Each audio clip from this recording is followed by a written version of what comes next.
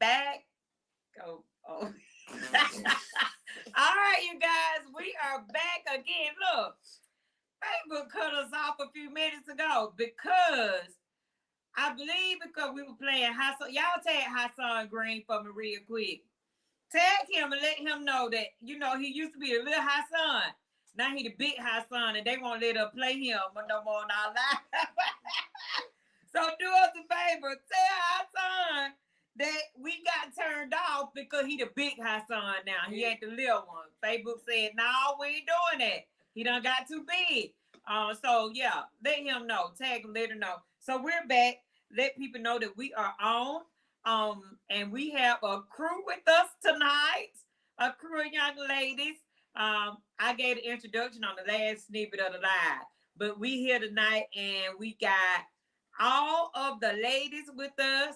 I don't even know what my introduction was when I came on just a while ago, but hey, we here. If y'all looking for Courtney Darn Brewer to come in and y'all never knew who she was because she was always coming on our live, that's all right. She here today. Tell them hey, Courtney. Hey, y'all. Hey, Nashe Samuel, how are you? We're glad that you tuned in. Do us a favor, share this broadcast for us. We are here Oh, Quinny said she didn't hear the introduction.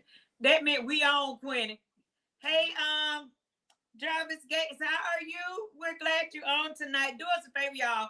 We're doing a wheel. We're giving away gifts for Breast Cancer Awareness Month. So if you know anybody that is a survivor or that's going through the process of it, tag them tonight or drop their names in the comment and let us know that you want to put them on the wheel because we want to be a blessing to them. We can't be a blessing to all of them, but we have about 15 spots on our wheel that we want to be a blessing to them. Hey, Carla. Carla said, hey, y'all. Quinny said she's definitely listening. But tonight we got Courtney Dog Brewer on the set with us. And those of you that always want to know who is Criteria Morgan, and she be coming, this is Criteria right here. We had her husband on 2 weeks ago. Last week again, y'all know we didn't come on because it was my birthday tomorrow, that Monday, and we were trying to do something, and I couldn't come on. I wanted to make sure that the birthday was set. And we also have with us, we got all the single ladies, oh, don't cut us off Facebook. I don't sound like Beyonce. But we got Zatania Good that's on with us. And we have right here in the middle, me and Courtney just lean over a little bit. We got Kamisha Abner on with us tonight. So we got single ladies, we got married ladies. So we gonna talk about a few things about expectation, how you move out, you move back in. I don't like them no more. But I stay with, we're gonna talk about all that good stuff. We're gonna talk about how you shoot them a bird finger, but I took it back. We gonna talk about all that good stuff. Y'all, it happens in marriage. Y'all play like it don't happen in your marriage, but I know some of y'all get in the bathroom, y'all shoot them birds and be like, yeah, let me just shoot this bird song. But then single people be like, I ain't got he can go home. I'm just gonna close my door because I ain't gotta put up with it. And you wait, say go out the door and you just shoot them all the birds behind the door. So we're gonna talk about all of that and how we take the bird finger back and we just feel some type of way because we did it out there and then we go from there. But do us a favor, like, share, tag of people. We need about 150 people on this live because they need to hear what's going on and how to maneuver through this single life. Look at them and say, why 150? Because people need to hear what's going on in single and in marriage. So tonight we're going to talk about the expectations from singleness and the reality of it when we became married. Because when I was thinking about the expectation, I was thinking about white picket fences. We watched that on TV. Think about the Barbie Dream House because everybody thought they were gonna have a Barbie Dream House and every they mate was gonna be Ken. I thought about not having to work as hard. You weren't gonna have as many bills. We were gonna do a lot of things, take a few trips here and there. We're gonna work the nanny. We're gonna keep the kids. You're gonna have a nanny. Those are things that we kind of like be trying to figure out if the nanny gonna watch them children for us or what. So y'all, those are things that hey Toya, we fall good to see. Hey Kim Coleman. But those are things that we look for in marriage, but it don't happen like that. So we're gonna start maybe with some of the singles. We want the singles to tell us what some expectations that you look for in getting married or in a partner, in your spouse or in your boyfriend. What expectations? It could be Zatane, it could be you or Kamisha. What's some expectations that you are looking for in somebody? Hey, tag some single guy. Don't tag him for Kamisha because Kamisha engaged, y'all. Don't tag her engaged. Yeah, she engaged. Yeah, tag him for her. oh. Y'all didn't count for me. Right? Oh, wait a minute. All right. Y'all, I'm gonna have Criteria bag 3 times before she get away. Gary, we didn't mean no harm about it. But yes, Tiny, give us some of your pointers on what you look for. What's your expectation? I think one of my biggest expectations, and I won't say that it's right, but I just have a huge expectation of my partner being able to just know things, to know what I want, to know what I need, to know when something is bothering me, to know if I'm having a good day or a bad day. That's a huge expectation. Now I'm probably being delusional by having that expectation, but it's there. I'm gonna just be real, because I just want somebody to know and to get me and to just know all the things. So that's one big one that I have. I'm sure y'all married people are going to just tear it all to pieces tonight. So we're gonna let you have that one. There's hope. There's all right, Kamisha. My big expectation is just for someone to come in, lighten the load, be that provider, and not just keep me where I am, upgrade me. That's my big expectation as far as going from single into getting married. Definitely lighten the load. Lighten the load. And so Tiny said she would want them to know. One of the things I always say in knowing, and I think we talked about it on the broadcast before, is the foundation. It becomes the foundation of the relationship when we start. Are we good at communicating in the beginning? Did I communicate with them? How did I feel, or things that I've gone through in my life? Because I'll just say it with me and Dunn, we communicated about a lot, and then now in 27 years in, now he just know. He know when I'm not feeling well. He know when don't bother her. He just know when I need to roll over and rub her back tonight. Those are things that when it comes to just communicating it out or building. And I think one of the broadcasts before when Kamisha was on with us, she said she wanted somebody that she could build with together. And I think with us, it was part of our building process that we got a chance. We learned how to communicate in the beginning and we worked our way up to it. I don't think in any relationship, and I could be wrong, that they just come in just knowing. I guess because we're all individuals, two different individuals, and we are coming in as one together. But right now, I'm still individual. Even after we say I do, we go on a honeymoon. We probably still individuals because we're having to learn each other. And I know some of y'all are going to talk about how you live with them, before marriage. But we'll get to that stage. But my thing is knowing. To know is you got to be able to communicate and not hold back. So they'll know what you're going through. So they'll know if one in my life I was molested, I was raped, I was this. So they'll know your body movement. They'll know your gestures. They'll know if at some point they may have called in your life people talk down on you. They'll know, okay, they talk down on Tanya, but I gotta find a way to build her. So it gives them a way to know. So in your singleness, when you walking through these relationships, you got to be able to communicate it out. So when you get 27 years in, they'll just know that they definitely. I mean, I ain't gonna say it's gonna take 27 years, but in the process, they'll start to know. I ain't gonna push them buttons because I already know that I ain't gonna say nothing when she come in the door when she first get off, because I know she likes to sit down for a second, unwind. They'll just know. They'll just know those things. And Kamisha said she wants somebody that she's looking for, someone to lighten the load. So obviously she feel at this crossroad because y'all, again, I said Kamisha is engaged. Oh, right there. She engaged. So that's something that she's seen in her future husband, George Cooks, that he's able to lighten the load in her life.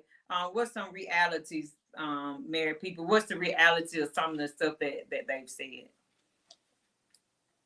Help them out. So definitely communication. You're not gonna go into it just knowing. You know some stuff. Like, okay, if we go to a restaurant, I can tell you he's gonna order this, or I don't have to ask him what to bring him from McDonald's. I already know what he wants. Little stuff like that. You know that.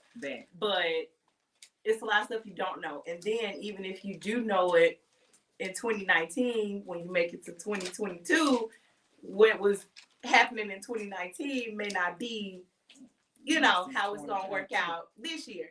So you gotta get there, and then you gotta keep going past there because you change, he changed, y'all change. So that's what I have to say about that one. So, Katia, when you and Gary first met, what was your, but not even when y'all met, what was some of the expectations that you expected in marriage, and how did you derive from even those expectations?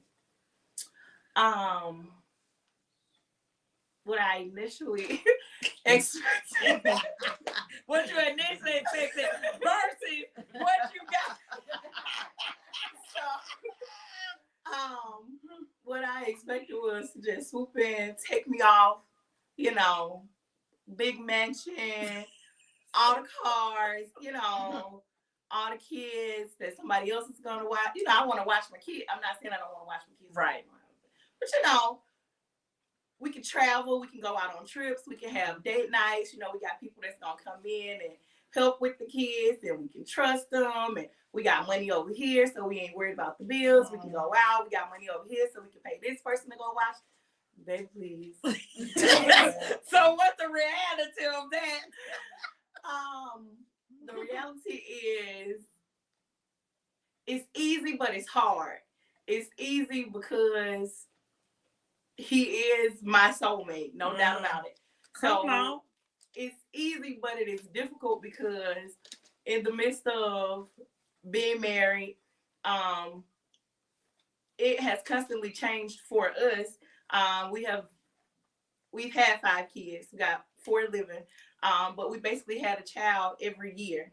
So every year it changed. We've been married for 10 years now, but every year something changed. We had a newborn, you know, then you got a newborn and a toddler, then you got a newborn and 2 toddlers. Then you know, like something is always changing.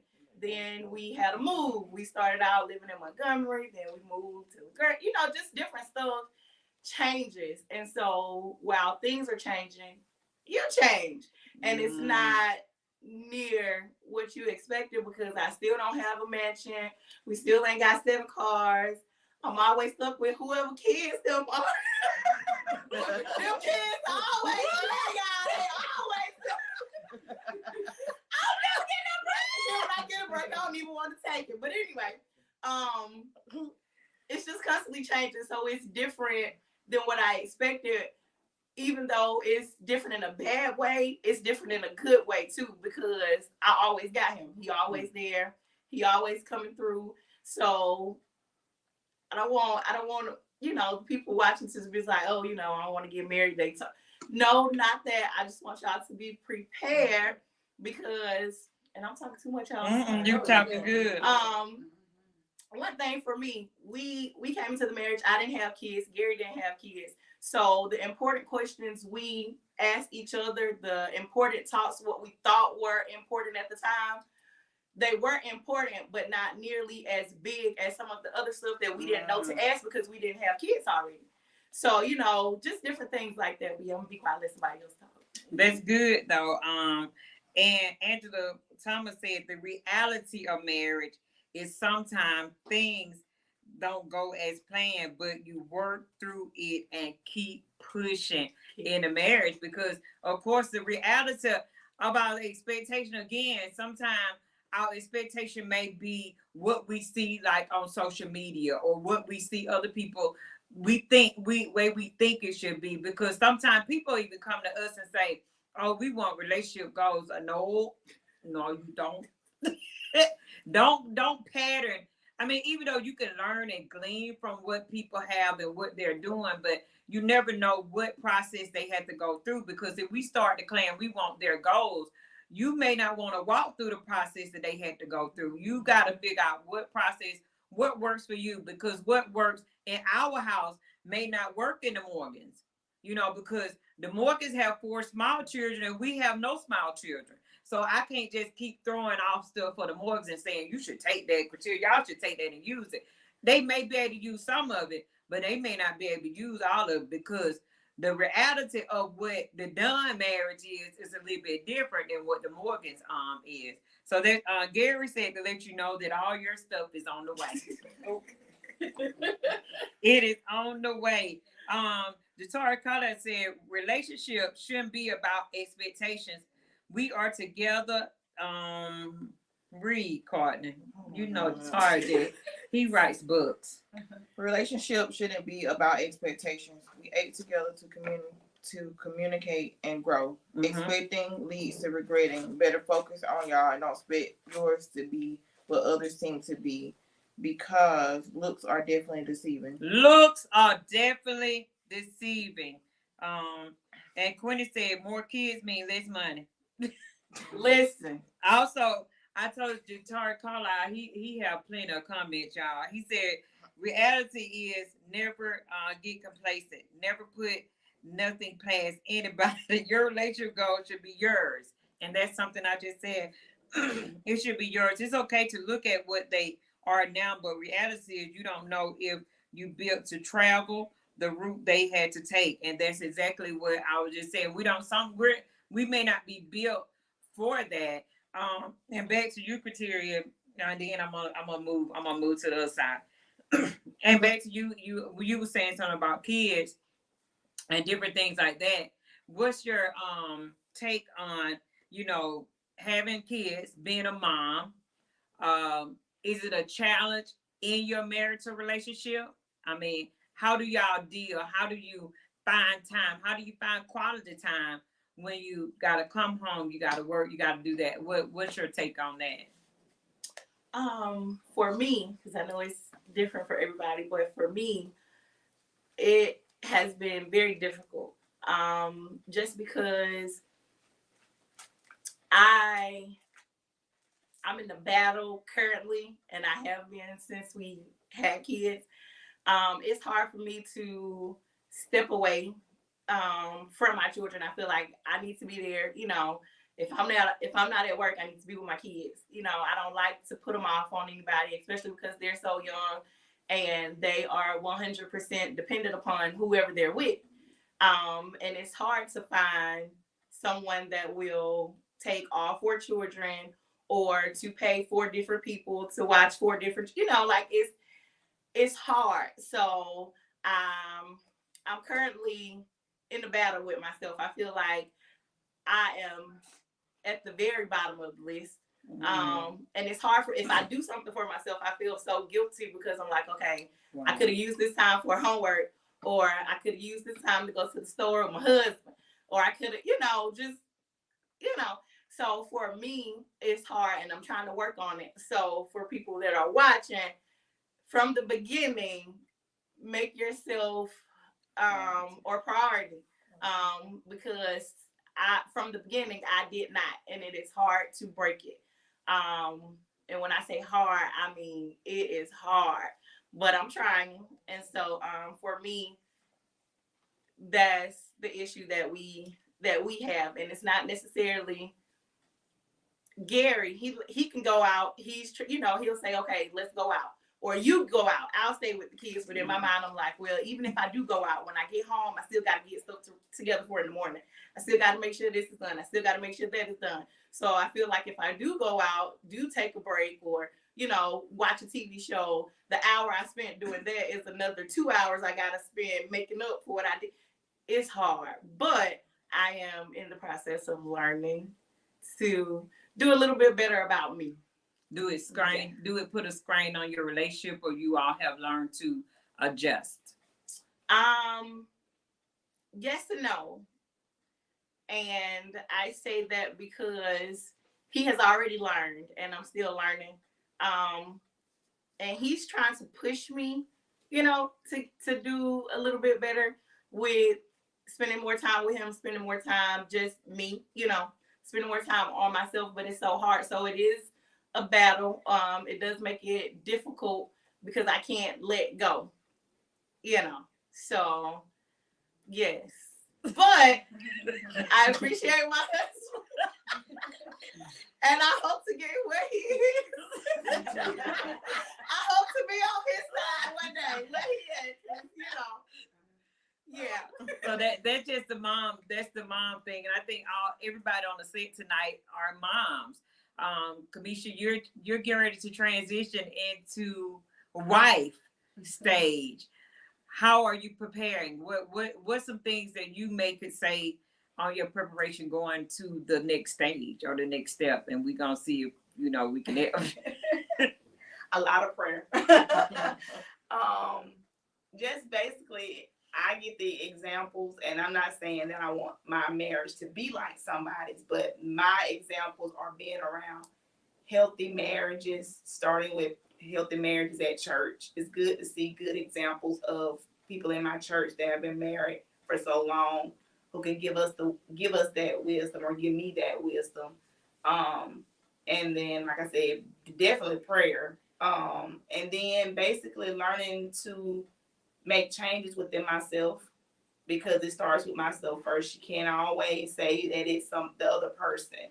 I got to know the changes that I need to make. I got to know how to love myself so that I will be able to love my future husband.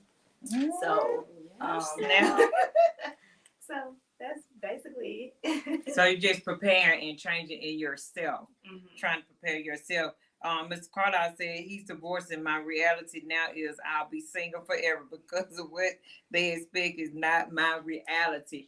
And we don't have any divorcees on the set with us, but I'm sure we did. It kind of like changed perspective of how you want to see your next relationship, what you learn from it, what you would learn from the next phases in your life, because what was your takeaway. And sometimes we can go, and with some stuff we cannot take into the next relationship, but we can learn from it, because we got to learn that that person is not the person that we was married to the first time, and we can't always just look at it at that. So one of the other things I wanted to just talk about, like some of the biggest challenges, I'm gonna say Courtney for last, because she rocking real good.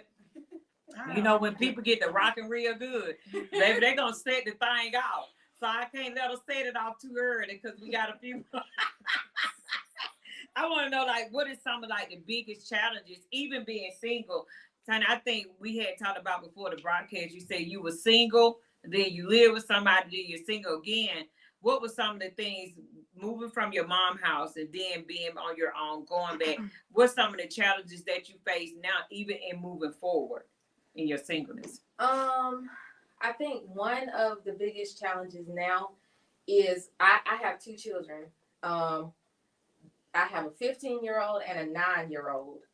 And I think one of the biggest challenges now will be bringing someone into that space with me and my children. I've been single, and it's just been us three for about 5.5 years.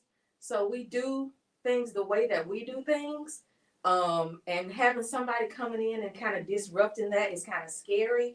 And I also, like, my children, good kids. I'm not gonna say what my kids would never do, because they start nevering like crazy then. Right. But I have good kids, and so I don't have to fuss at them and get on to them. So one of my concerns is also someone else coming in and how they treat my children, and because I don't want the type of person to come in and be like, you heard what your mama said.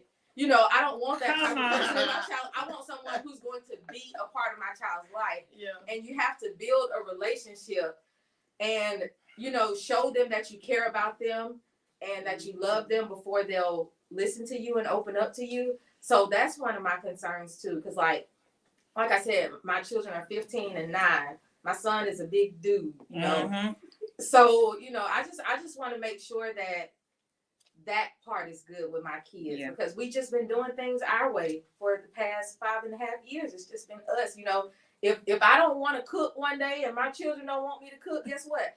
I don't have to cook. But bringing someone else in, he might want a home cooked meal. So now my children looking like, well, we don't want to eat that. So it's just little stuff like that. And I know it's doable.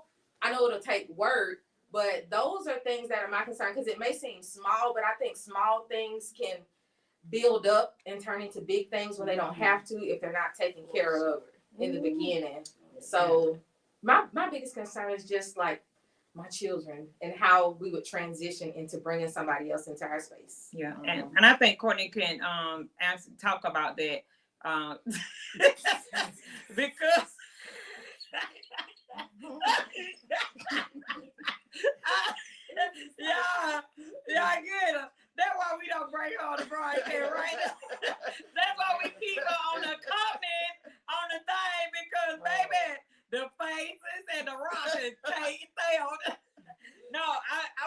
important to come in because what Tiny just said, building, this was a place that they had to walk through. So we'll let Courtney give you insight on how did they cope, or how did the transition happen with them and Dunn at the time that we connected, me and him connected. So Y'all get it going up all that. okay, but for real, during you talking about the transition period of like my mom wasn't really big on bringing people around, so the time that he did come, we never really saw him for real until the relationship got serious. But of course, us being young and not really having father figures in our life, I ain't gonna say it was difficult, but at the time we didn't really know. And kids now know a whole lot more than we did back then. So it was almost like we just welcomed him in and we just went with the flow because, like I said, our mom didn't bring a lot of guys around. And so when Daddy did come, he stepped up to the plate. It wasn't like no type of funny business or any of that stuff. It's never been a time to where I'd be like, Mama, I don't trust Dad on that little right there. He came in. He was not only a father to just us, but even like Zatania can vouch for it too. When they came in and all of us hung out together, he was that father figure to them. So I guess like it all go back to being the parent. And you got to know like what type of person you want for your kids. You got to know that, okay, well, if I got a daughter, or how my daughter gonna feel being around. You have to watch how they maneuver around your kids. Is they gonna fuss at them all the time? They gonna want to beat them all the time? Are they gonna want to go take them outside? Let's go shoot hoops for a little while. Let's go do this to give you that break away from your mom. They got to be able to do that part. So I feel like when you got somebody that's well-rounded in that area and don't mind picking up that load and being there for your child as if that child is there. It's not like, you get your child or whatever like that. No, it should never be that way. Daddy never disclaimed us or anything. He had no biological kids of his own. But when people see us, people like, that ain't your daddy for real. No, it's not, but he is. He stepped up and he got the job done. So yeah. So I gotta say. What y'all talking for? Woo! Yeah, Tiny. Woo! That's and that's something. I mean, going back to what Courtney said, I never just brought people around because you want to make sure that you have 15 boyfriends, and then you have your children start calling all of them daddy. And the children just kind of like mixed up, and they done got attachments to them. And next thing you know, you gone on to the next person. So I didn't want them to be attached or them to think my mama just yeah, that. But what it is, what's up? But yeah, but yeah, I didn't want them to look at me as that. Even though I may have did whatever, but I didn't want them to feel like that's what it was. And I didn't want them to feel that I was just bringing people around because if I didn't just solely trust them at that point, ain't no need for me to bring them around my children. I may have brought one other person besides him. That's because I thought that he was going to be the father in their lives. But after you get a chance to, be around them long enough, I see, oh no, that one is. I see him now and I be like, thank you, Lord, that you didn't help me, man. Oh, glory. That they was not it, because you definitely want to make sure that, when you do bring them around. And something else that you gotta watch their, like Courtney said, watch their body language. Know that watch their character. And something else that I had to watch, even with when me and Reggie did come together, I didn't want another child. I didn't want Reggie to come in my life and I raise him. I gotta raise him to be that. I don't want to raise you to tell you, get your clothes up, help me do that. Let me tell you, we gonna come together and we gonna be a help me. Don't let me be your help. and I just be your meat, your Right. piece of meat. Okay. That's what I'm saying. I want you to come in and we gonna build together. Just like Kamish said. Kamish said she looking for somebody to build with, and she found somebody to build with.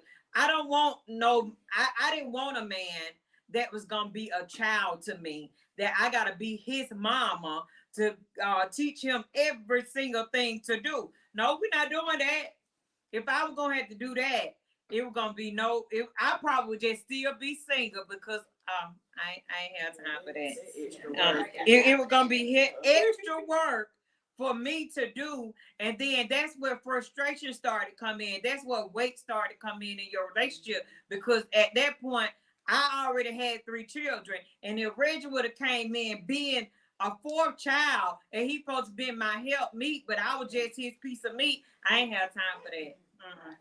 We would have had to just go on, but God saw fit that he came in to be that. So that leads me to one of our next questions, and we talked about it before we came on the live, and they were like, no, I don't know. So I wanted to ask them about moving from home. I was asking Courtney and Kateria this because they the married ones. Moving from home.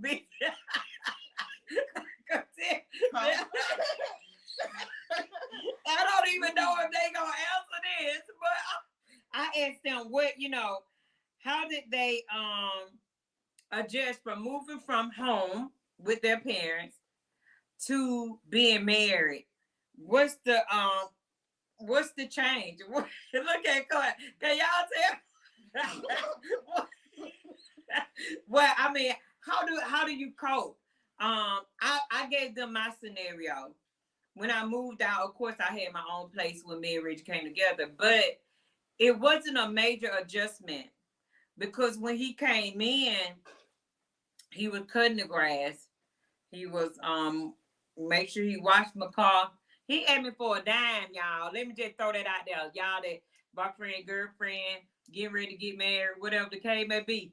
When he wiped my car and cut my grass, he asked me for that. He just did it because he saw the future. He saw the future in a relationship that I want to stay with this woman. Now, y'all do what you want to do. I'm just telling you from our perspective. He saw the future in where we could go and where we were going to be. And I don't want to take no money out her pocket. Let me make sure she keep that money for her kids or keep the money to pay her bills. He just came and did it. So it wasn't like a huge adjustment because I applaud his mom, Barbara Dunn. I applaud her because she had instilled so much in him to how to treat people. So my adjustment with him coming in, not saying he did everything right, but it wasn't anything major that I had to say, oh no, I don't know if I want to do this.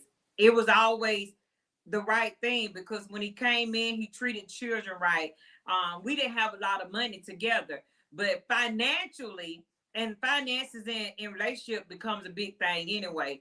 I had to be taught a little bit more, but he had to be taught because he was younger and he was used to doing other things and used to making sure he gave to some of his family members and different things like that. Before it's like my adjustment from going from home life to single life to married, it wasn't a huge change for us. But I was asking them, moving from home, I almost can about tell you Courtney's home experience moving from home to married, because one thing about our children, mine and Reggie's children, they was very spoiled children. And the bar and the bar had been set so high. The bar was set so high that any man, young man that came in, he was gonna have to come with it. Because, and that's what fathers should do. That's what they should do. They should raise the bar so high that any man come in, they gonna have to come in trying to figure out what can I do. Not, I can't be their daddy, but I can get so close to it that they gonna think, wait a minute, my daddy did this. But that the bar was raised so high, he would make sure their cars would crunk up in the morning if it was cold. He made sure that he prayed with the things that if you're covering a house, man, you're covering a house. You make sure you pray with your children, pray with your family. Those were things that he made sure he did for them. He made sure he cooked them a full meal. He get ready to cook us a full meal when we get out, but that's a whole nother story. Don't come over here because we finna eat. But yeah, those are things that the bar was raised so high to. I think it put it sometimes. I mean, I don't know. Courtney gonna give y'all her own rendition of it, and Kateria gonna get her rendition of it too. But moving from home life to married life, what's some of the adjustments that you had to take? It don't matter who go first. I'll go after Cool. Okay. I would say the adjustment was just not being with my sisters and my mama and my daddy, because we were all close. Like, we're still close now. We're very close knit, and it's like nothing that get away from nobody. So, and then having a younger child at the time, that makes a difference too, because you have 4 other people in the house that can help you out and help you figure out stuff, versus where you're leaving home and you're going to you just have 3 people in the home now. So it's like, majority, we're gonna be for real. Y'all, be for real. Let's be for real. Majority of the work gonna fall back on the mama. I don't care what nobody say. 99.9% of the time, majority of the work gonna fall back on the mother, simply because even when you tell a mother to rest, is no such thing as resting, because even in that moment you're resting. However, we're still thinking of what else we have to do once we're done with this resting period. So may as well not even rest and just go ahead and just do what's done. I can say that moving out of the house, and I had to tell my mama sometimes to put me a shed back there in the backyard, and hey, that's fine. Hey, I'm cool. Like, I'm cool with it. Take Sean at school. When he come back, he can stay at Top House or my house or something. I'm just playing. But for real, it's a big adjustment, because I had a lot of help, and then not having to worry about stuff, because daddy instincts always kicked in with stuff. So it's just like, dang, daddy can instinct. What my daddy instincts said, like, you just be wondering, like, because like mama said, we wasn't necessarily spoiled such as materialistic wise, but we were spoiled with love, and we were spoiled with fun. Like, there would never be, some nights we'll sit there and we'll play Monopoly game till 2 or 3 o'clock in the morning. We were spoiled with those type of times. So that quality time was something that I had to. It was like an adjustment for me, and I can't say, sometimes still adjusting. So yeah, that what my adjustment was. So change. Y'all, we're not gonna put her no shed. She's staying over there at her house. and that can be a huge change again with them. And I know y'all keep saying why you saying with them. With them, we spend a lot of time together. We didn't have a lot of money.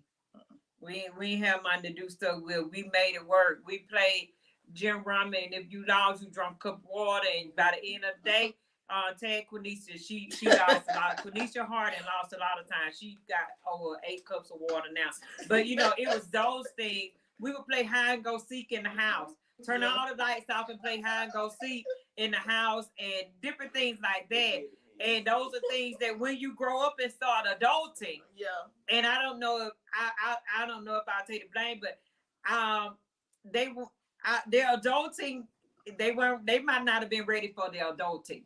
I'll just say that part, because changing over, and none of us probably weren't ready for adulting. Adulting be adulting sometimes, and just to change over from the adjustment from being straight from home to married. Well, Criteria's story is gonna be different because she was already out, but with Courtney, she came straight from home to being married, and boom, that was it. And it could be a shocking moment, because hey, I'm going from my room only. That's Yeah. all I gotta worry about to a whole house and spouses. So y'all that's out there that's preparing, know that this is gonna happen. Know that if you're going from still staying at home with your parents and going out and we'll talk about this on the next broadcast on why the relationships don't last now because it's a culture shock. Marriage can be a culture shock every day sometimes because you go to sleep and you be done had a good old dream that you went to Bahamas and by with your spouse and you ain't got to worry about nothing there. You wake up and say, boom, we ain't in Bahamas. You have a culture shock. Like what happened? You know, so those things can culturally shock you. Not saying that marriage is a bad thing. It's just some things you still adjust to on a day-to-day basis when all the time you may not have all the help that you need.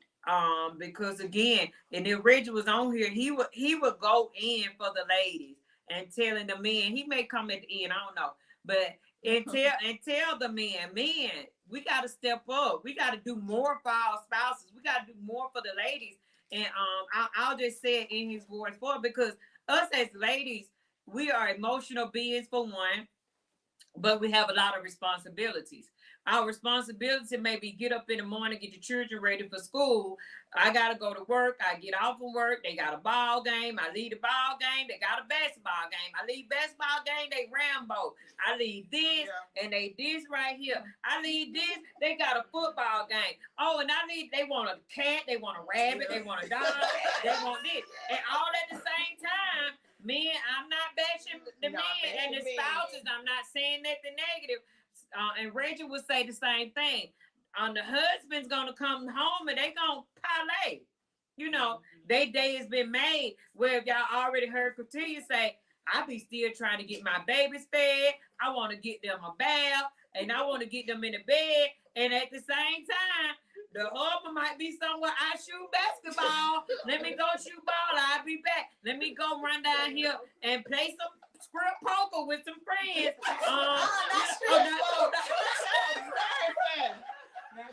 Clothes.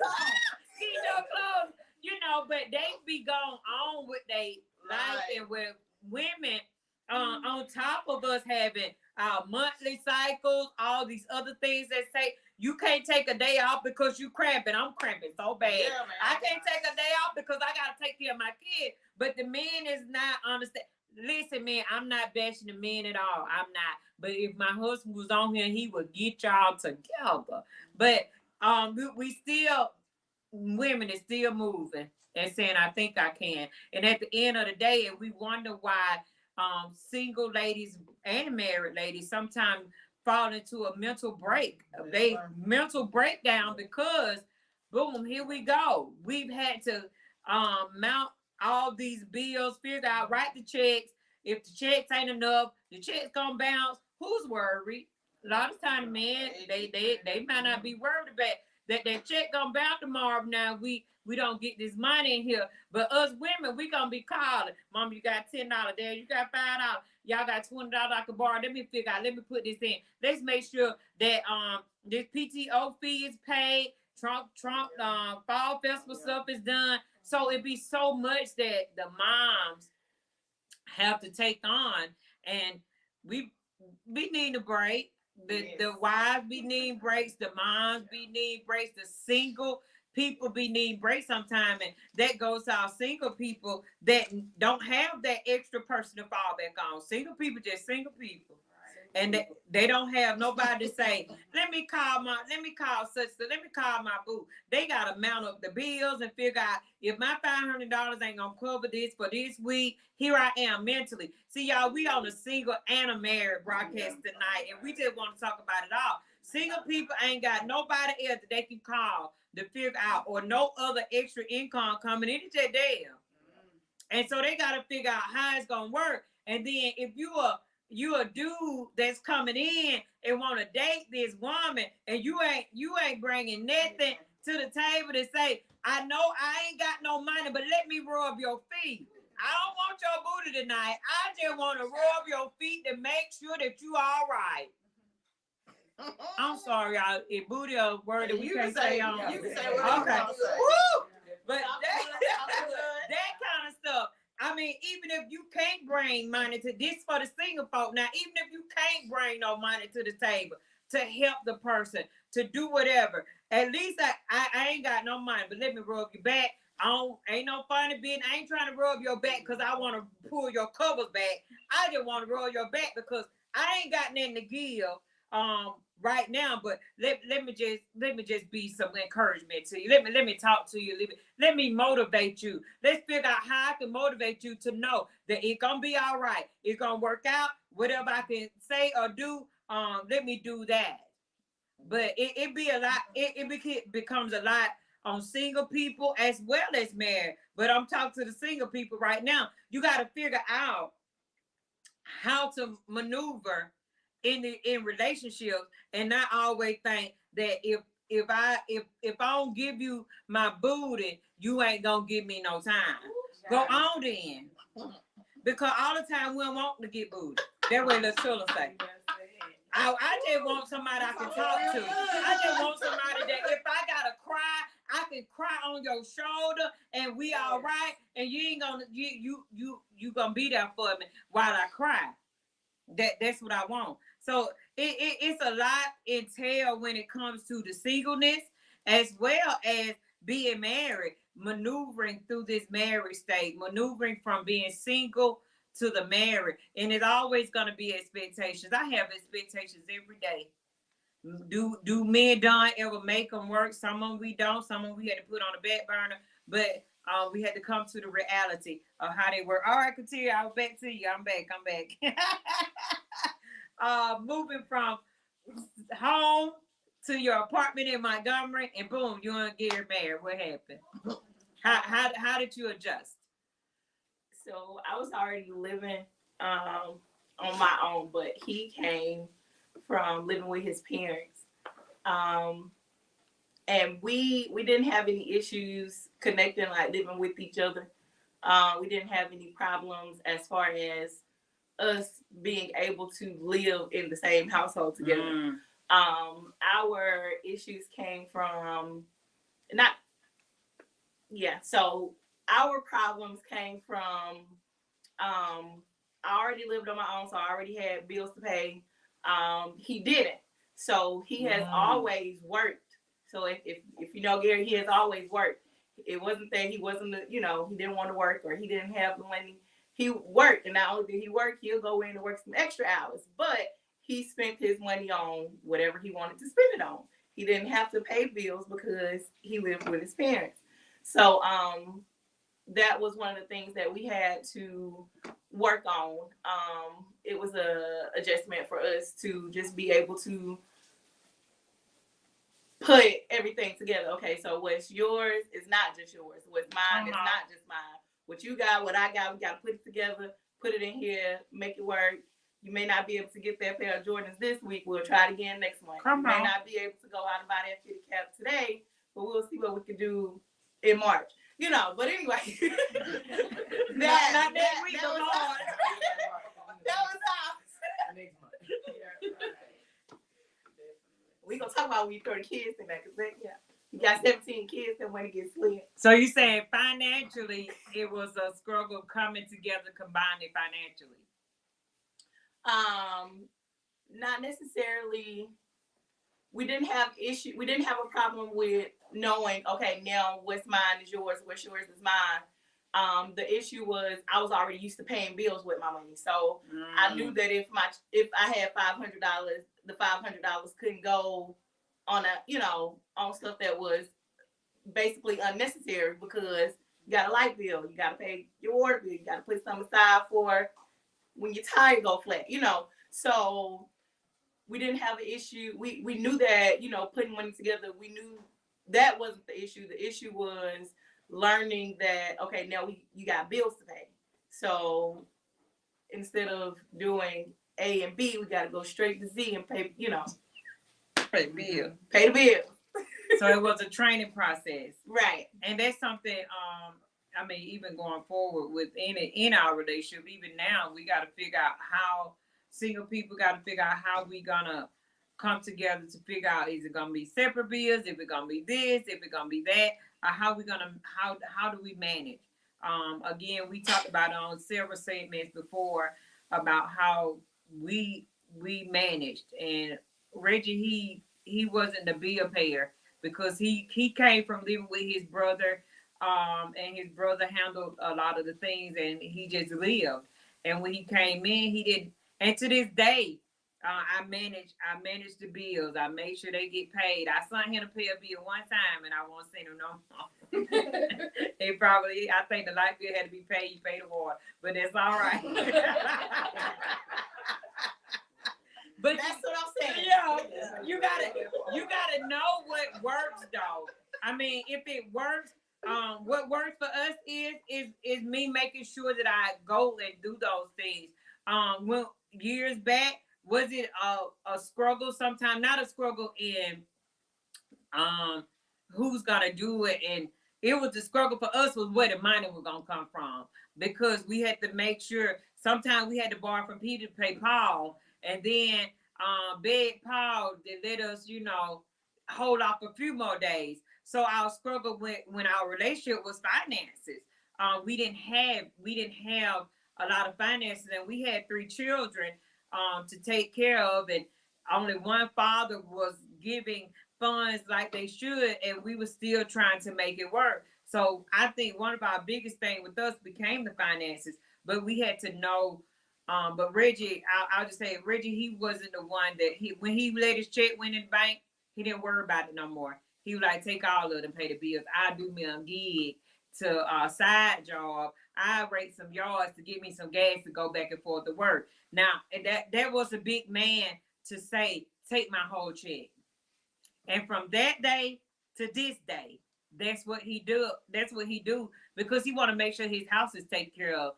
He want to make sure if I gotta cut some grass and my bills be paid, let me use my main check to pay. Make sure our house is taken care of. Make sure the children got shoes. Make sure they got socks. And we had girls, so we had to make sure their hair was getting done. And he said, what I'll do is I'll go cut grass. I'll paint somebody's house. Let me do some extra stuff to make sure I had what I need. That's a big man. Y'all can call it what you want to. Some people say that he handpicked and did that and No, he was just picked by the right hand. Y'all don't know nothing about it. Yes. Hey. Yes, honey. Let them know. But it just takes discipline and yeah, I will lie. We have people that's lying in the audience.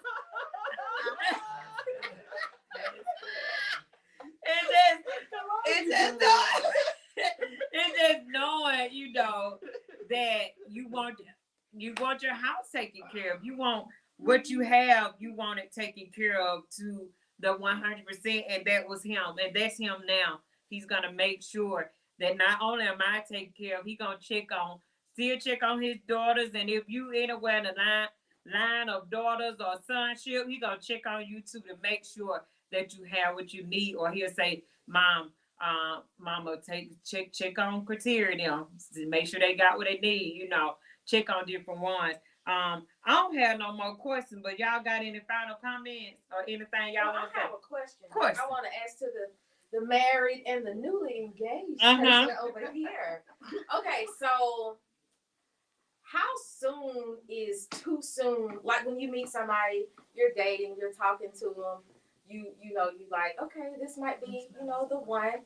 How soon is too soon to communicate certain things? Because I'm one of those people, I don't talk much, but once I get comfortable enough to start talking, you can't shut me up. So I want to start telling you my whole life story and why I'm like this and stuff like that. But how do you know when it's too soon? Like, and maybe I shouldn't tell this person about my finances because, like how do you know when it's too soon to tell stuff, or is it never too soon? Because I mean, everybody don't need to know all your business and stuff because it might not last, but when's that point to start communicating those important things to people that you want in your life? And one of y'all got it.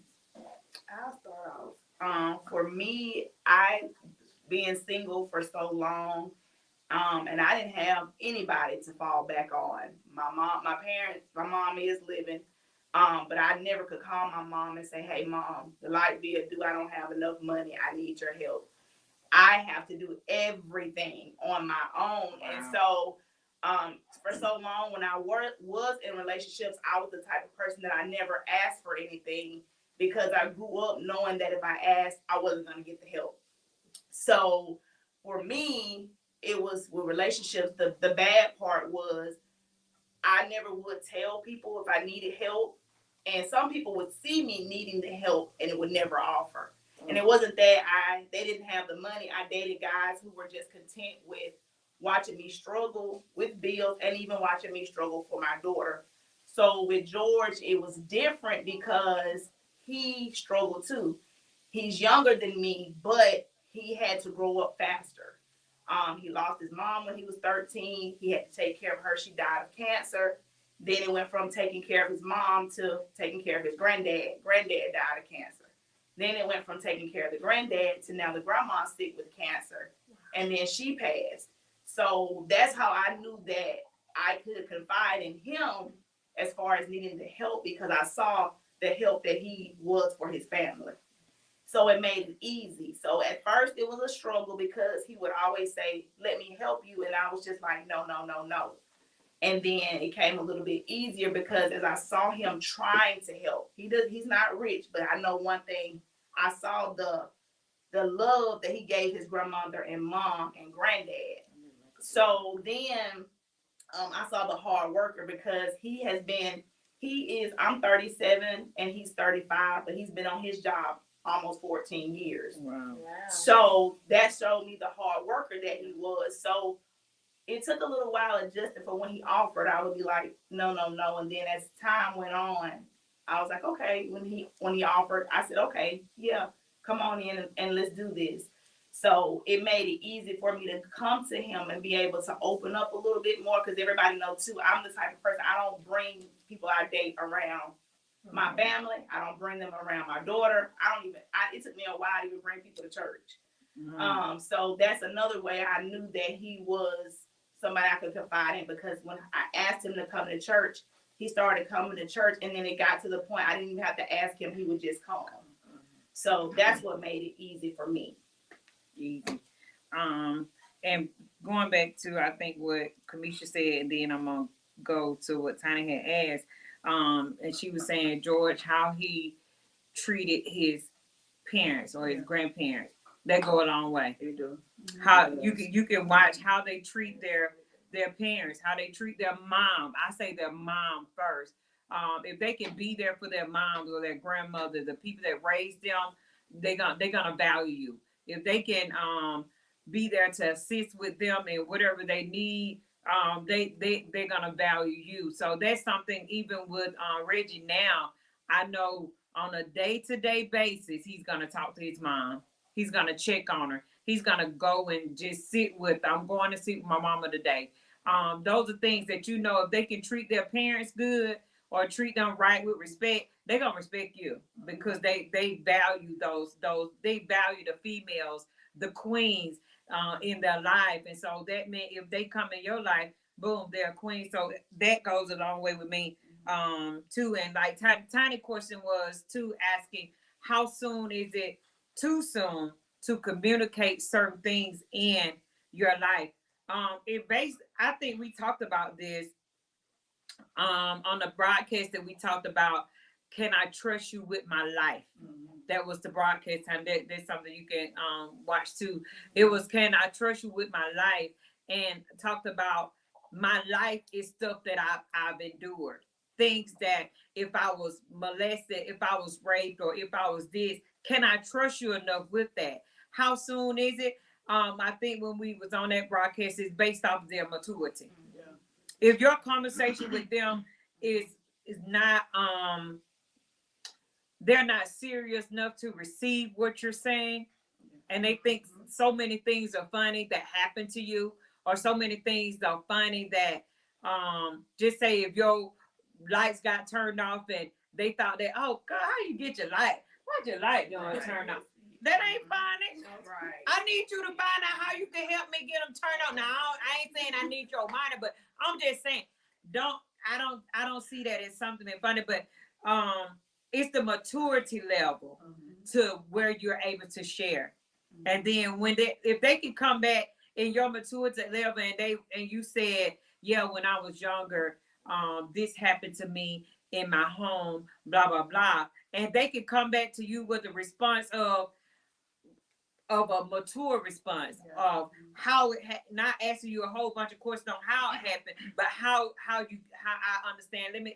Let me tell you, if you're not past that, let me motivate you how to get through it. So you'll know. That's just y'all, just a disclaimer, we don't consider ourselves as relationship gurus, the marriage gurus, but we just want to put it out there. But from our standpoint, it's the maturity level on how they receive that, on how much information you can share.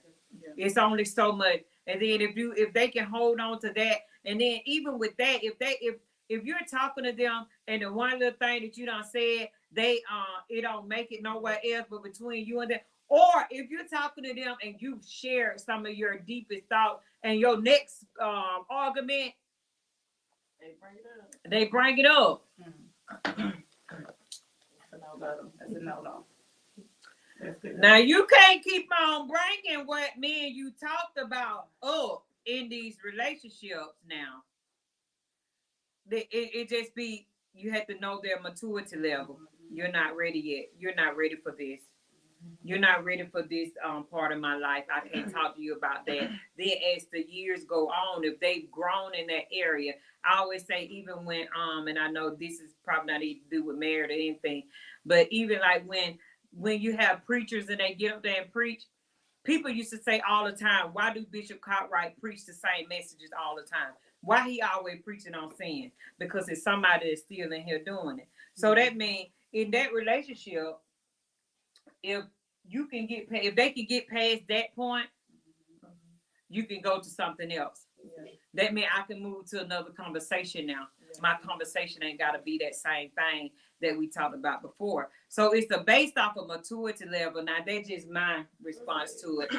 Based off the maturity level of that person on how much you're able to share. I may not be able to share that with you because you're not ready yet. If you grow a little bit more, I can share something else. And if you grow a little bit more, I'll be able to share that. But you'll know. I knew when it was the next time that I was able to share something with Reggie. But one thing about Reggie, I don't put my husband up there, but I put him up here because he was so mature, and I could tell him if I had been raped or different things like that. I could tell him, and I knew that nobody else was gonna, and he wasn't gonna use it to the place of she been raped. Now I could take advantage of her. I'm gonna take advantage of her because she need me. She need a man. No, he didn't say that. He was asking how can I help you get past that thought or that happened in your life. So that was a very good question time. Anybody else before we get ready to go? Somebody. I say that it just depends on what it is. Mm-hmm. My thought. Stuff like what you are wanting, what you expect, what you need. I feel like that should go ahead and be put out there, in the beginning, because if the goal after, you date for a little bit, if the goal isn't marriage, then let me go on so my husband can find me. So some stuff I feel like it has to be put out there, okay, that this is what I like, this is what you give, he give, on what you guys would like. I feel like that should be kind of early on, because if it don't match up, then it's time wasted. Yeah. Mm-hmm. That's good. I probably missed 100 comments tonight. We've been talking. We've been going back and forth on comments, but hey, we love y'all. We do. We got any final remarks? I know Toya had said something about the topic. Toya, I don't know if you talking about do the topic tonight or add it to our next. It's a question. Oh, it's a question. Okay, where it is? Why you don't use your glasses? Because I still can't read. It says, if your father wasn't present growing up, how does that tap into your dating? If you didn't have that example of how a man should treat a lady properly, treat a lady properly. Okay. Like dating. Yeah. So if you didn't have a man present in your life, I would say that at some point each one of us have had somebody that we looked up to that was a male. We've had some type of example, whether it was a grandfather, or uncle, or a brother, or somebody. I didn't have my dad in my life. I still don't. However, I had before my dad came in, I had my granddaddy, who I was able to look up to, and kind of glean off of how I should go into the dating field. Versus where, hey, I could have just when it based off of, I'm just gonna go out here and just be foolish because my dad wasn't in our life. It's still, at some point, you still have to use wisdom. You don't just want to be out there just throwing yourself around everywhere, because then that's when you get all these soul ties, and then you be hurt, like mentally. You be so hurt to where, hey, you can't see through a person that's really trying to be there for you. So I would say if your father wasn't present, at least think about somebody else that meant a lot to you in that point in time, and you can kind of like date off of what you've seen them do, or what you've seen fellow people that you may go to church with, or that you know that, hey, they got a good foundation, they're in their word, they're praying, they ain't with no foolish stuff. So I would say just kind of go based off of that. It's always somebody out there that we can kind of feed off of and look up to, whether it be a friend or a neighbor or co-worker or somebody. So I would just say that just keep it open, because a lot of us can vouch that some of us can vouch that we didn't always have that father figure in our life, but however, God still made a way for there to be an example for us to look up to, as example of a male to look up to in that time. Yeah, I can piggyback off of that. I didn't have my father in my life, but he was around. You know, it was what it was. God rest his soul. But I had an uncle, my uncle Jesse. He married into our family, and he is now rested in the arms of Jesus as well. But he was my example of what a real man was. There was nothing in this world that I couldn't call my Uncle Jesse for, and he wouldn't be there at the drop of a dime. Like he was my example of what to look for in a man. He was a good husband to my aunt. When they finally had a child, he was a good father to her before I was that child until she came in and messed all that up. But he was a great father to her. And he was there for everybody in the family. You know, it wasn't brother-in-law. This was my uncle. He was family. So like Courtney said, just find somebody in your life that you can look up to. Cause like my daddy, there was nothing. My daddy taught me what I didn't want, what I don't want, what I don't want to look for. So I guess there was that. He did teach me something. Yeah. But you know, my Uncle Jesse, he was the standard for me. So I think there's always somebody, if we look deep enough. Yeah. Of course we want it to be our daddy. As little girls, we want that. We want that so badly. But that don't work out for everybody. So we just have to, you know, look for some. I'm sure there's somebody in your life that you've seen. You got some good people that you can look up to, and they can point you in the right direction when it comes to dating and how you should allow someone to treat you. And I'm just going to say this, don't make the mistake of looking in relationships for the love that you didn't have from your dad. Mm-hmm. That was my mistake. Yeah. Because my biological dad was not really in my life like he should have been. May his soul rest in peace. But he did the best that he could. But the mistake that I made going into relationships, I was looking for that loneliness and that love that I didn't get from my parents. And then I started losing myself.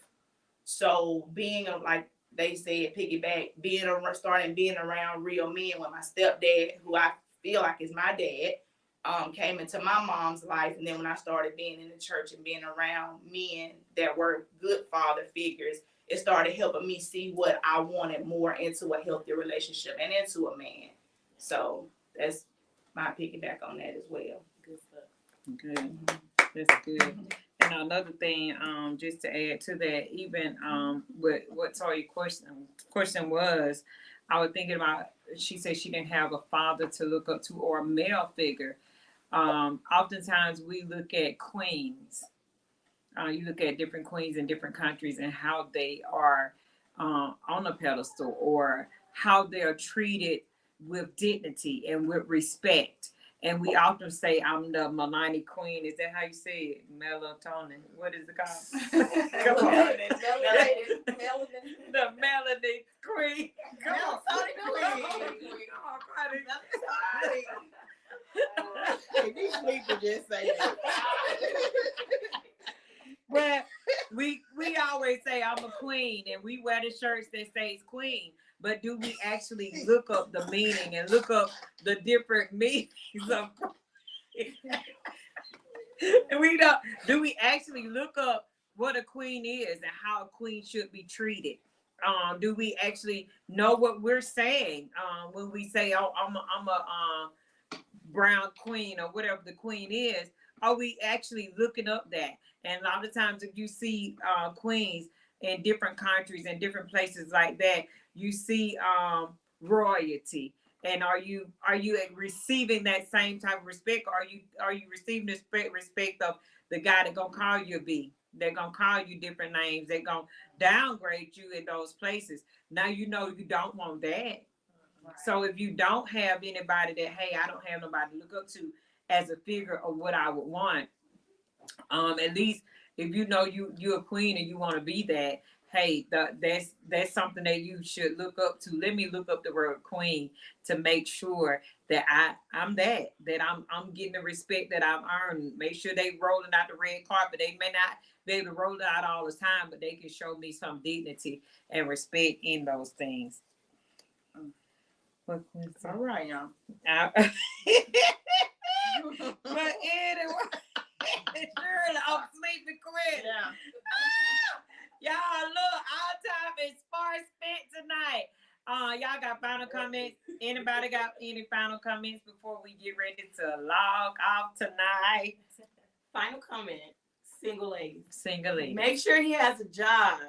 And if he doesn't have a job, make sure he likes to work. That's one thing I can say about my husband, no matter what. He going to work. He is going to work.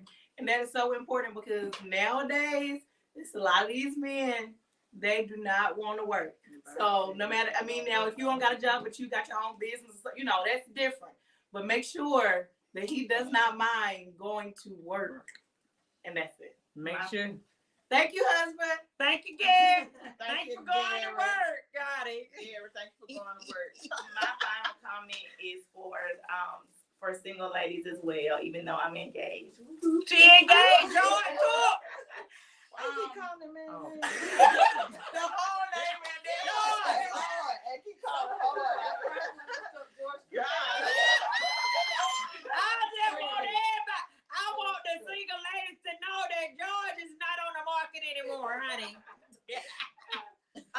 Patience. Be patient. Don't let social media or unrealistic expectations force you into the idea of the wedding and the engagement. Be patient and take your time because God's timing is always going to be the right time. I'm glad I waited. I'm glad I was patient because now it's my time and I can enjoy it because I know that it was God's time first and then He gave it to me. All right. So patience. All right. What's your word, Tyler? What you got, Paul? I'm single. That's my final comment. Tiny said she want you all to know that she is single. And FYI, my husband jumped in my DM and we've been tight since. Make sure you good though. If you ain't no good, don't jump in her DM. If you ain't no good, y'all mean it ain't no good. Don't jump in Tiny DM, honey. We need a good man. Good man. Yeah, DM. Oh, good man. Oh, sorry. We so sorry. All right. What's your final comment? What you gotta say? I don't have a final Oh, Courtney don't have final comments, y'all. She have no final comment. What Toy said, yes, God, give me good patience, some patience. And yeah, I do Quinny have said, final comment, okay. maybe. Go ahead and read. Quinny said there are real DM marriages. Mm-hmm. Proof, 10 years strong. 10 years. now. 10 years in the DM, honey. 10 years in the DM. Well, my husband didn't meet me in the DM. We were back at Crystal restaurant. All over y'all been food and stuff. Supposed to been working. Yeah. Come on, son. Come on, son. Get your final remark. We gotta go. Final remark. All I have to say is that be for real with yourself. Be for real about your expectations. Be for real about reality, because sometimes our expectations and stuff be a little crazy.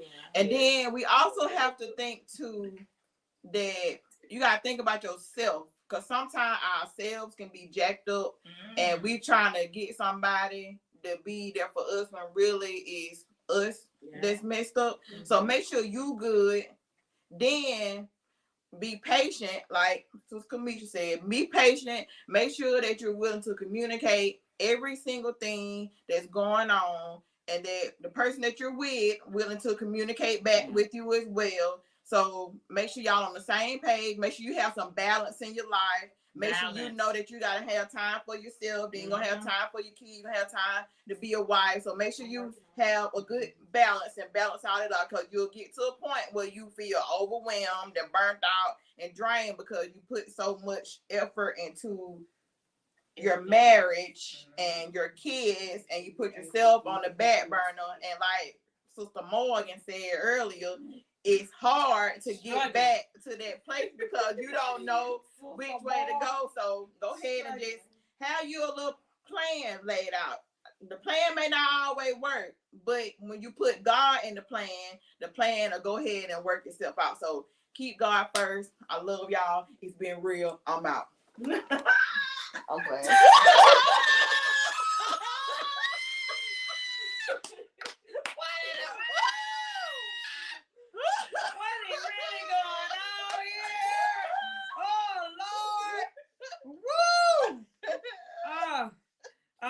The caller, I said, make sure you're a good woman that deserve a good man. Okay, good night. Don't you got a job to do? I'm bringing up on the broadcast next time.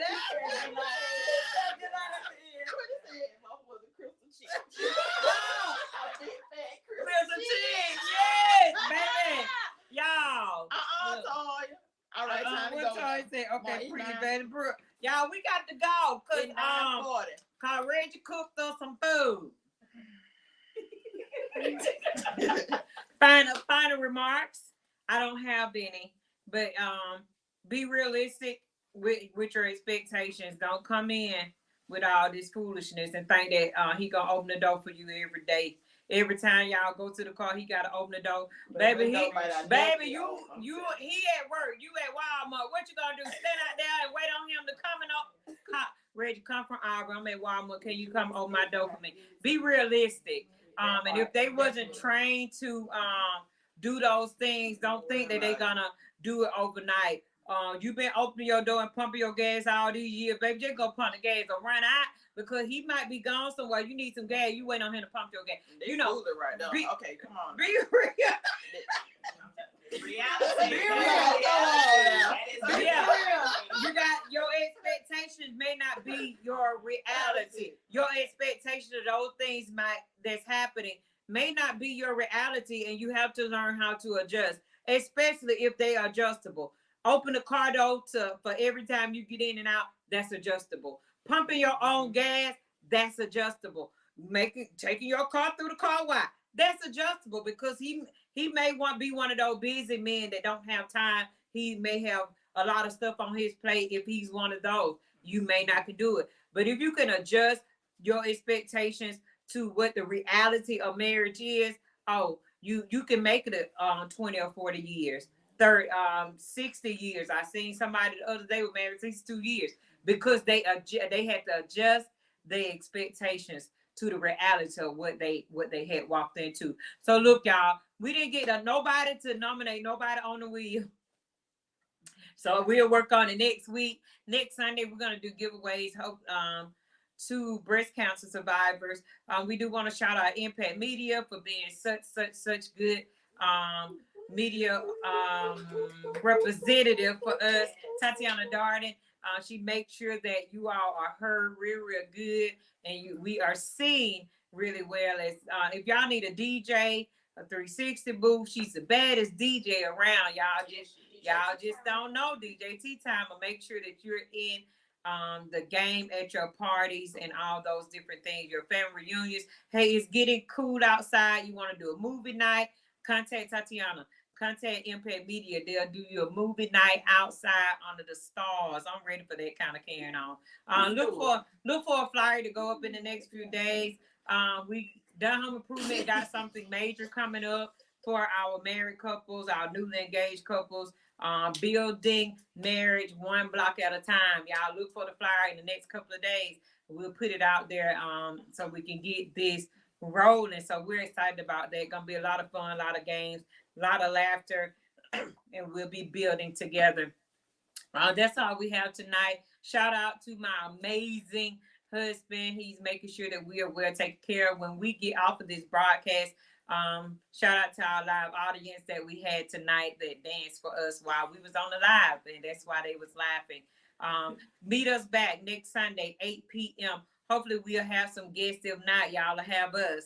And we got a lot of gems that we can drop on next week coming off of this broadcast.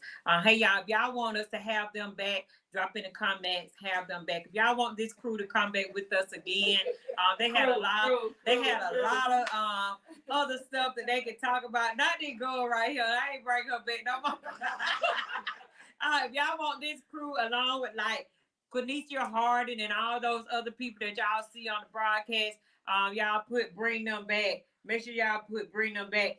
We already got one, some have them back. So we definitely gonna have them back along with some other ones. Just have an open mic night, and we have us a full live audience so the audience can ask questions and get in on it. So we definitely gonna bring them back in the next couple of weeks. Have us a little bonfire song. So yeah, we're excited. We're excited. So we'll talk to y'all later. Y'all have a great night. Bye bye. Bye bye. Bye bye. Bye.